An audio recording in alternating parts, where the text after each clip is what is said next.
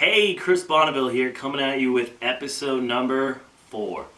So today I want to talk to you about intermittent fasting. Now this is kind of a diet that's been around for hundreds of years, has been utilized for many things, and is just starting to sprout back up now and become popular again. So I thought I should talk about it a little bit. So intermittent fasting is my personal favorite of diets, and it's usually you start off with say an 8-hour period of the day where you can eat, and you work it down to a 6 or a 4 depending on what your schedule is like. What this is going to do is the time that you're not eating, your body is going to basically start to produce more growth hormone because you don't have all these junk carbs that are slowing down your metabolism, and your body basically starts to produce more ketones and work a lot faster. So that being said, some of the things that you do when you're doing an intermittent fasting diet is that you're going to start off with probably about 3 big meals in a day. I find that's the best way to start it. 3 big meals, carbs in each meal.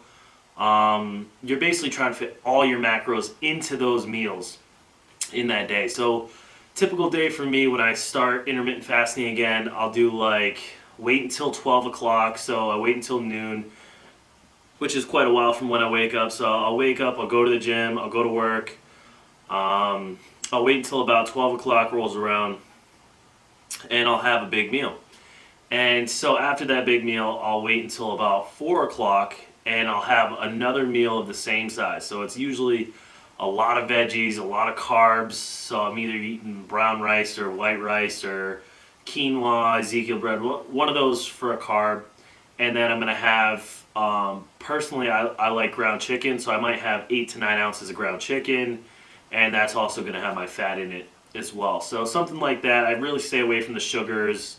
I don't put any sauce on it. If I'm going to use something, I might use mustard, but usually I'll just season it really good where the meat is good enough. So that's meal 2, and I might have something where I switch it up at home, and I'm just going to pan-sear up the same amount of macros at home for meal 3. That's going to be around 8 o'clock. Now after 8, I might start getting hungry at say 10.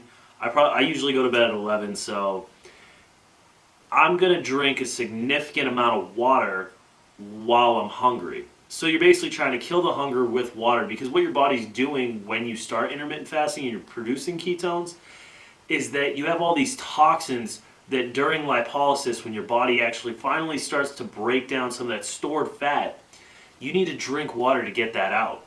Because basically if you keep your body saturated with all these toxins, it's an easier environment for you to gain that fat back. So as soon as you get those toxins out, you basically can think of it as a safe bet of not gaining that weight back. So that being said, you'll start off like that, and then maybe second or third day in, you cut the carbs from the rice, quinoa, or whatever out of your second meal. So now that's the 4 o'clock meal. Maybe you're not having any of the rice, you're still having some veg. I like to do salad. I'll just throw salad in with everything and mix it up. You can do broccoli, cauliflower, anything like that. And then by taking the carbs out, you're kind of lowering the calories and still getting the protein in, kind of adjusting your body to take in a little bit less calories. Now, at the 1 week mark, usually I will take the entire second meal out, and I'll shorten up the time block. So I'll go from eating within an 8-hour period to eating within a 6-hour period. So I might eat at say 12, and then I'll eat at 6, and that's it for the day. And when I get hungry around 4, I'm just packing in that water. So you're probably going to go through about a gallon a day, which is healthy while doing intermittent fasting. Some of the benefits of intermittent fasting is that your body does start to break down over time some junk proteins that have been known to cause things like Alzheimer's, and cancers can thrive off of some of the extra fat in your body.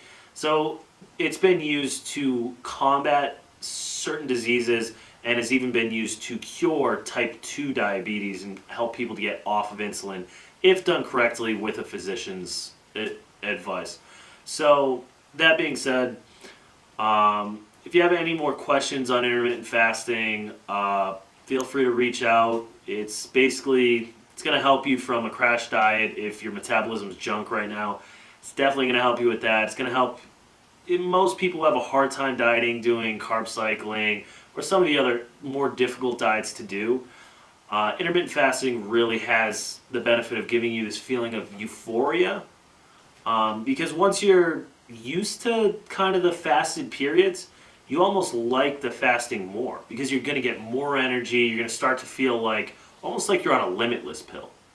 It really is a phenomenal feeling, and I advise everybody try it at least once, because once you're used to that, you'll notice, oh, once I have the carbs and once I have the food, like my body needs the protein obviously because I'm working out. Well, the more carbs that I have at the wrong times, especially after fasting, you're going to feel groggier, you're going to feel slowed down a little bit, and sometimes even tired. Sometimes I'll have a big meal and just be like, man, I could take a nap right now.